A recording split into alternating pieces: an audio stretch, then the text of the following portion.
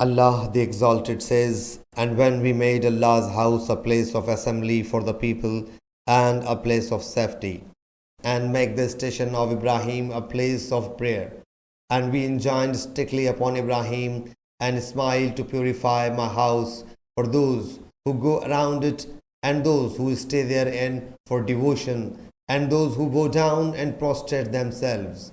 And when Ibrahim submitted, O my Lord, make this city a region of peace, and feed the inhabitants of it with fruit to such of them who believe in Allah and the last day," said he, "and who becomes unbeliever, to him also I will give a little to use, and then shall force him towards the torment of hell, and that is an evil place to return."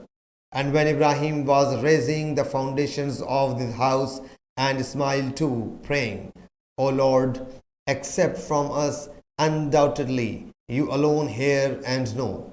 O our Lord, make us submissive to you, and of our offspring nation submissive to you, and tell us our ways of worship, and return to us with your mercy.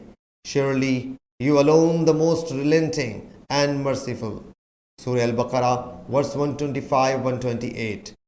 Hazrat Amr bin Dinar reports that Hazrat Jabir bin Abdullah radiyallahu anhu said, when Kaaba was being constructed, the Prophet sallallahu alaihi wasallam and Hazrat Abbas radiyallahu anhu also started searching for stones.